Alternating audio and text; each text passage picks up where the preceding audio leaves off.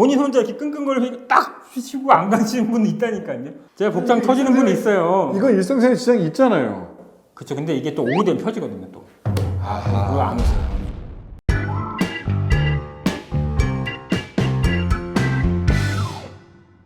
안녕하세요. 본의정형외과 박준식입니다. 안녕하세요. 연세 이음정형외과 박민석입니다. 안녕하세요.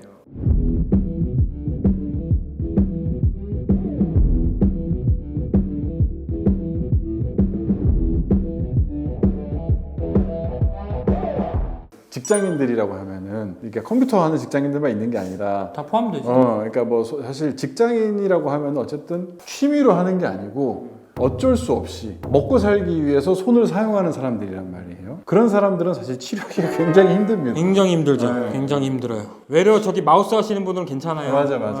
뭘 무거운 걸 많이 든다든지 반복적인 작업을 계속 한다든지 예를 들면 식당에서 일한다든지 이런 분들은 사실 그 취미로 하는 게 아니거든요. 아픈 거 내가 이거 해서 아픈다는 거 알고 있어. 어쨌든 그걸 계속 해야 되니까 치료를 하긴 해야죠. 제가 최근에 이제 봤던 환자분들 중에 이 저가형 커피들 있잖아요. 뭐 맷땡 커피, 무슨 컴포 땡 커피, 뭐 이런 커피숍에서 알바하시는 분들 진짜 손 너무 많이 아파요. 이게 왠지 봤는데 이분들은 20대 초반에 이런 일을 한 경험이 한 번도 없으신 분들인데 갔어. 일을 해야 돼. 근데 하루 주문이 막 무지막지하게 오는 거예요. 이런 통에다가 이렇게 꽉꽉 눌러서 이런 담는 일인 것 같아요. 뭐 정확히 모르겠지만. 이거 하고 나서 손 여기 앞쪽에 첫 번째 구역 신정근이라고 하는데 여기 아픈 분들 정말 많아요. 뒷계래병 있죠. 네. 갑자기 여기 생겨나서 이게 대표적으로 많이 오시는 분들 하나 유형인 것 같아요. 그러게 보니까 이제 그 20대 초반 분들 이제 사회 초년생들 이제 아르바이트 하면서 그것도 그런 일을 하면서 엄청 오래 서 있는단 말이에요. 그런 일을 하면서. 그래서 이제 발바닥이 아프다든지 뭐 이제 무릎이 아프다든지 그런 분들도 발목이 아프다든지 그런 분들이 갑자기 생각이 나네요. 예, 근데 이거 이제 우리 손 얘기하고 있으니까 첫 번째 사회초년생들이 흔하게 겪는 뒷계리병 질환이라는 것이 있어요. 그리고 이런 분들이 또 더 많이 쓰면 손이 저려요.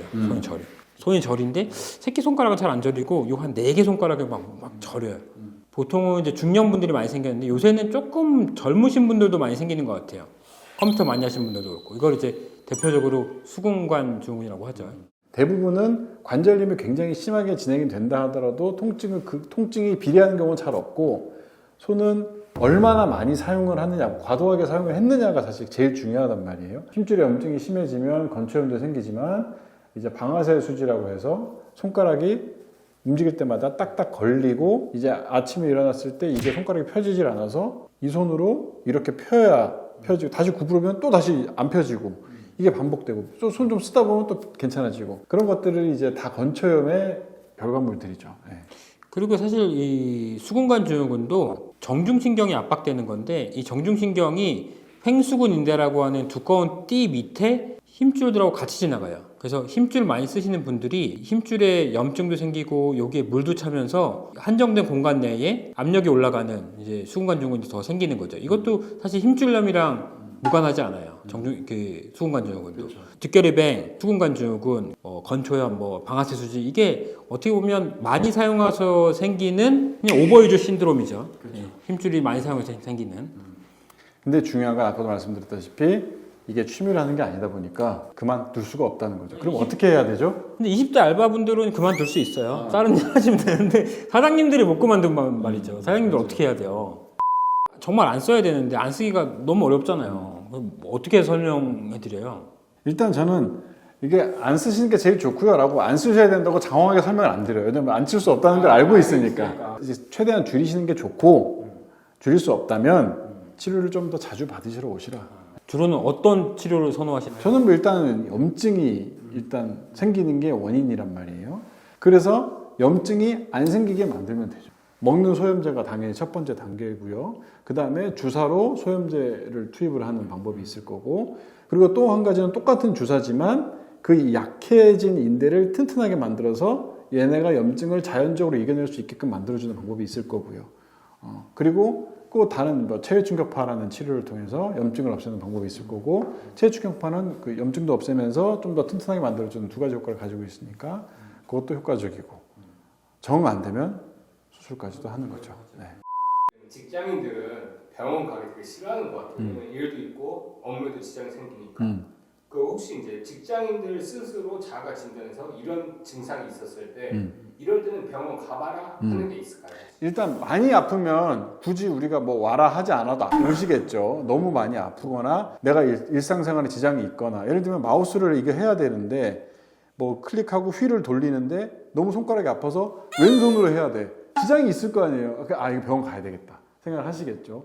일상생활에 지장이 딱히 없는데도 꼭 병원을 가야 되는 경우 어떤 경우가 있을까요? 저는 밤에 자다가 손이 저려서 깬다. 병원 가셔야 됩니다.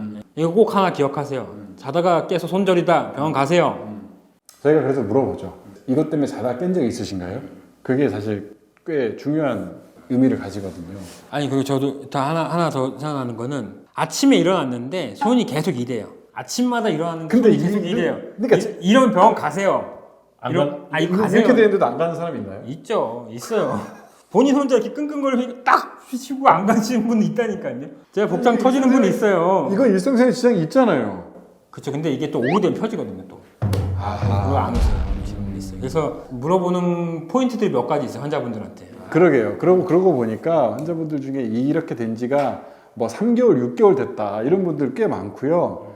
사실 저희가 입장에서 봤을 때 손가락이 이제 어떻게 오셨어요? 아침에 손가락이 안 펴져요. 저희 입장에서는 너무나 간단하게 해결할 수 있는 부분이거든요. 진짜 뭐 시간으로 따지면 뭐 10초 만에 그냥 해결되는 문제인데 그걸 가지고 3개월, 6개월을 끙끙댄다가 이제 오셨다는 게 좀 안타깝긴 하죠. 그죠. 네.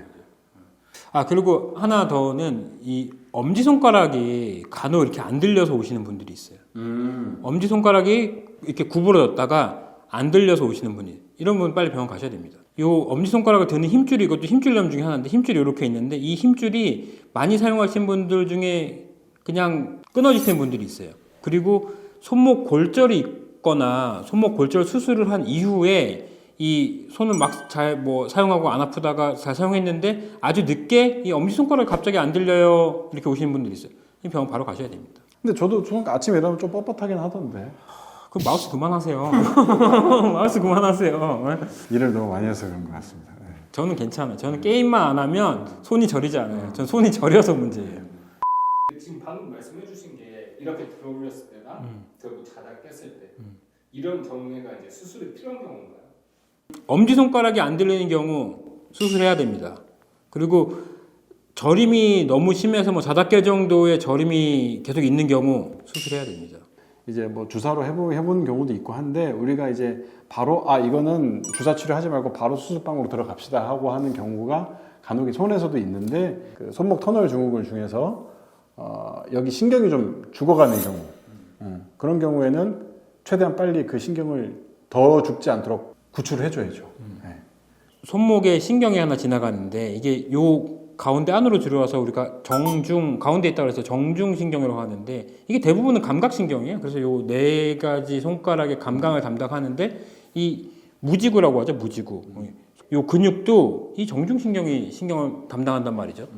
그래서 우리 할머니들 일 정말 많이 하신 어르신 할머니들 손 보면 여기가 없어요. 여기가 없어요. 이런 분들이 아주 예전부터 이런 수근관 증후군이 있다가 좀 없다가 계속하면서 병원도 안 가시고 뭐 그러고 나서 이제 한참 시간이 지나고 나니까 이 근육이 다 마른 거죠. 그렇죠. 근데 이런 분들은 수술해도 이 근육이 다시 그럼 돌아오냐 안 돌아오는 경우도 많아요. 그래서 이 무지구의 근육이 조금 말라간다, 뭐 이 엄지손가락에 힘이 조금 떨어진다, 잘 안 된다, 이러기 전에는 이거 해결해 줘야 돼요. 그러니까 이게 우리가 정형외과 의사들이나 이 정형외과 의사들이 그 즉시 수술을 하자고 말을 하는 경우는 보통 이거를 그냥 뒀을 때 비가역적인 변화가 예상될 때 그렇게 말씀을 드리거든요. 그러니까 이게 나중에 시간 지나서 나중에 원래대로 돌아갈 수 있으면 즉시 수술 안 해도 되는 경우가 많아요. 근데 이걸 그냥 놔두면 이 상태로 그냥 좋아지지 않고 비가역적으로 평생 이대로 살아야 되는 경우가 생기기 때문에 그래서 그런 경우에는 이제 시간 지체하지 않고 즉시 수술을 하자고 말씀을 드리는 경우가 있죠. 그 비가역적인 변화가 예상될 때도 빨리 수술을 하자고 얘기하지만 아까 엄지손가락 힘줄이 끊어지는 경우도 저희가 수술한다 그랬잖아요. 근데 이것도 끊어진 지 얼마 안 됐으면 바로 끝을 이어줘도 돼요. 이을 수 있어요. 이 끊어진 지 오래됐다. 그럼 우리가 근육의 수축 때문에 이 끊어진 부위가 안쪽 우리 몸통 쪽으로 딸려 들어가거든요. 이건 어깨도 똑같은 문제가 발생하는데 그러면 이거를 끝을 끊어진 대로 꼬맬 수가 없어요. 딸려 들어가서 이게 딸려 나오지 않습니다. 그러면 우리가 EI라 그래갖고 옆에 있는 힘줄을 이전시켜서 붙여줘야 되거든요. 그럼 수술이 커져요. 그리고 이게 당연히 끝에 그냥 붙여주는 게 가장 수술도 간단하고 결과도 좋겠죠. 근데 다른 힘줄을 갖다 써야 되는 이제 수술도 커지고 그리고 기술적으로도 어려워지고 결과도 그전하고 100% 똑같지는 않고 그렇기 때문에 이런 경우도 수술을 빨리 발견해서 하는 게 훨씬 좋죠. 저희도 그런 수술 진짜 하면 스트레스 받습니다. 그죠. 예. 그래서 어떤 이제 신경이 마비가 생겨서 근육이 마비가 생겨서 비가역적인 변화가 예상되거나 아니면 이걸 그냥 놔뒀을 때 뭐 1년, 2년 지나고 나서 수술이 기술적으로 어려워지거나 이 수술을 하고 나더라도 뭐 합병증이 더 많이 발생할 것 같은 경우에는 빨리 수술하는 게 좋죠. 제가 이제 그 직장인분들, 그러니까 많이 사용해서 생기는 분들한테 이제 꼭 드리고 싶은 말씀은 스트레칭이 사실 굉장히 중요하거든요. 그 꼭 허리 스트레칭, 뭐 무릎 스트레칭, 어깨 스트레칭, 목 스트레칭뿐만 아니라 모든 관절 힘줄을 다 스트레칭 할 수 있습니다. 그러니까 예를 들면 손가락이 자꾸 이렇게 구부러지려고 한다. 그러면 이 손가락이 구부러진 이유가 여기 이 굽히는 힘줄이 짧아져서 생기는 거거든요. 이거를 원래 위치로 늘려주면 돼요. 이렇게 해가지고 쫙 늘려주면 그 쪼그라드는 인대들이 자꾸 늘어나겠죠. 그렇게 일단 먼저 해보시면서 생업에 종사하시면 조금 더 병원에 들어오실 수 있지 않을까 그런 생각이 듭니다. 예. 오늘은 직장인들 일하시면서 발생하는 손 질환에 대해서 알아봤는데요. 정리하자면 밤에 이제 저림 증상이 심하거나 아니면 손의 기능상의 움직임에 제한이 생긴다면 꼭 병원에 가셔서 정형외과 전문의의 진단을 받으시고 적절한 치료를 받는 것이 옳다고 생각합니다. 생각보다 쉽게 해결되는 경우가 훨씬 많으니까 그냥 부담 없이 오시면 되겠습니다. 네, 다음엔 더 좋은 주제로 인사드리도록 하겠습니다. 네, 감사합니다.